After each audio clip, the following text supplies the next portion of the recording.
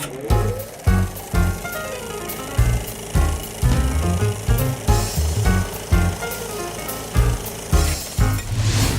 moviegoers, welcome to Married Movie Reviews. My name is Mike. And I'm Karen, and today we are reviewing Star Trek.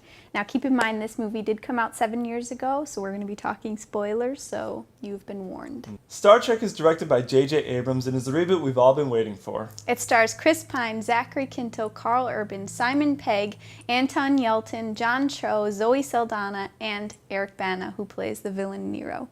The story takes place in an alternate universe where Spock and Nero are sucked in through a black hole into the past, literally minutes before Kirk is born. Nero destroys the USS Kelvin with Kirk's father on board. Fortunately, Kirk and his mother escape. Fast forward a few years and we're given a glimpse into Kirk's teen angst years, beginning his character's journey to Starfleet. Of course, being a rebel with a cause. Wait, with a cause? Yeah, he's got daddy issues. Meanwhile, Spock is getting his Vulcan training at the training academy while being bullied by the worst kind of bullies imaginable. But we still get a sense of his deep human connection with his human mother. Meanwhile on Earth, Kirk gets into a bar fight with some Starfleet cadets and is then met by Captain Pike, whose fatherly influence compels Kirk to join Starfleet. After training for 3 years, Kirk then cheats on the Kobayashi Maru captain's test, coincidentally programmed by Spock. At the hearing for Kirk's punishment, Starfleet receives a distress signal from Vulcan. Vulcan is destroyed by Nero using the same black hole technology which sent him and Spock back in time in the first place. Meanwhile on the Enterprise, Kirk and Spock have an argument which leads to Kirk getting exiled on a Hoth-like planet where he meets Spock from the future and Scotty. Eventually, they get beamed back onto the Enterprise, where Kirk and Spock have another fight, and Spock relinquishes command, and Kirk takes over as captain. Despite their differences and disagreements, Kirk and Spock team up to take Nero down and save Earth. And that's pretty much it. Yeah. I grew up watching all the older Star Trek movies, and one thing that was constant throughout all of them was the action was really painfully slow. And I'm not a Trekkie, but I am. I seem to enjoy watching it throughout the whole thing, even though there were some plot things that I didn't like, but overall I really liked it. They really Star Warsified it up. I mean, even in the making of Star Warsified. Star Warsified it up. And to compare just a little bit more between Star Trek and Star Wars, the aliens in Star Trek were always like humans, just with slight variations, like the nurse that was helping deliver Kirk. Her eyes were just a little bit bigger. Yeah. And the Klingons, for example, they just have like wrinkly foreheads. There's a lot of things that I can kind of put to the side. For example, why is a pregnant Mrs. Kirk on board the USS Kelvin at all? The other thing is when Spock wants Kirk out of the picture, he just decides to shoot him out of an escape pod, and he just happens to land on Hoth. Oh, excuse me, the other planet on Star Trek. Delta Vega. Delta Vega. Who happens to be there? Spock, old Spock, Spock Prime, whatever he's called. And Scotty. And Scotty. And I think it was just a way to bring in those characters, but It that works, to me, though. but that to me was a little bit of a, okay, yeah, I'll give that to you. I will suspend my disbelief for this because I thought it was well done. It was a small moment in the bigger picture of a good movie. So I want to talk a little bit about the cinematography because I really appreciated all the work and planning and meticulous details that went into moving the camera and the lighting and the sound design, everything, and the music. And everything. the lens flares. Yes, the lens flares. I thought everything just worked together really nicely. You know, when you have that space moment where everything goes quiet, and he's obviously in space because there's no sound in space.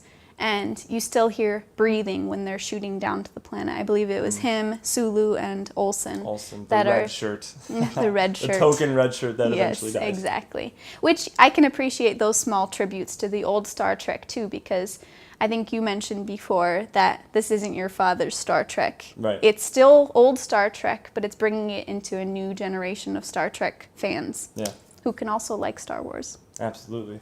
The camera work in this movie was incredible. You just kind of feel like you're flying through the scene around the characters. Really, I thought it worked well, especially when Spock is standing before the Vulcan Council to be accepted into the training, the Science Academy, where it kind of starts out with you know, it's almost upside down and just kind of pans around him. And I thought it really worked well because you kind of were more intrigued at what was going on instead of just, oh, I'm uncomfortable. You feel like, wow, what is this? You know, it's a new experience that I thought was really well done. I feel like the casting in this movie couldn't have been better. And the chemistry between all the characters and how they bring them all together onto the Enterprise is just brilliant. And I feel like even though Kirk and Spock were the main characters in it, they still brought all of the secondary characters to a point where you knew them and respected them. And I felt like the character development was very well done in this film. Yeah, they gave each character a good amount of screen time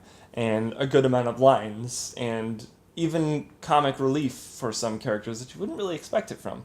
Yeah, like Spock when, you know, he's trying to think something differently or someone's saying something logical to him and he just gets that Spock eyebrow up in the air. Okay, so Mike, I have to ask you who your favorite actor was in this.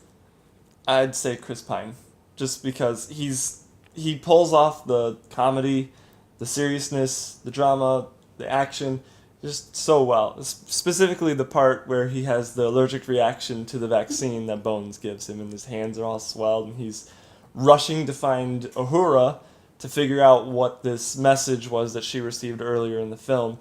And he's being chased by Bones and he's giving him more shots and he's yelling at him to stop. It was a really good scene. But It lightened the mood a little bit, I thought, for sure. Who was your favorite actor? I have to say Simon Pegg. I think his character was brilliant. I loved the way he was introduced and how almost he's kind of a lazy, but I just enjoyed the fact that he had his little, you know, companion and it just worked really well. But in the midst of him being a funny, very much a comic relief character, he was still respectable in the fact that he knows so much about the ship and the way it works and engineering and everything. So altogether, I really respect him for pulling that kind of a thing off. So Yeah, he wasn't on the ship very long. He just kind of figured it out really quick. and automatically you love him. You're just like, yes, Simon Pegg. Yeah. My least favorite was Winona Ryder. I love her in a lot of other films she's been in, but this one I just felt like she was so rigid and so, I don't know, not motherly enough. It felt forced, like her character was just forced to be there. And there wasn't a whole lot of depth to her. I don't think she's quite old enough to be Zachary Quinto Spock's mother either. Yeah, it was kind of more of an Oedipus complex to me, and I just felt really uncomfortable with Zachary Quinto and Winona Ryder interacting with one another. Mother and son. The other character we didn't really like was who I call Admiral Medea, aka Tyler Perry. He's the guy who is basically running the hearing for Kirk after he cheats on the Kobayashi Maru. And it didn't work. He's not a very good actor, I'm sorry, but it didn't work for me. And I felt, as soon as you heard his voice, after enjoying the whole first part of the movie, you hear his voice and I just went, ugh. I also thought Leonard Nimoy did an awesome job as exposition Spock, that I call him, because his only role was to explain things and how they're going and the time traveling and the fact that Kirk and Spock are supposed to be friends. And yeah, it was a little humorous to me that's why he was brought in, but I think he did an okay job. Yeah.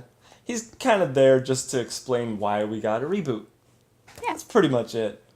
Overall, I loved this movie. It's my favorite Star Trek movie, even more so than Wrath of Khan, which is also a great movie. This one has the action, it's got the comedy, it's got the heart, it's got everything that a movie needs to be a great movie.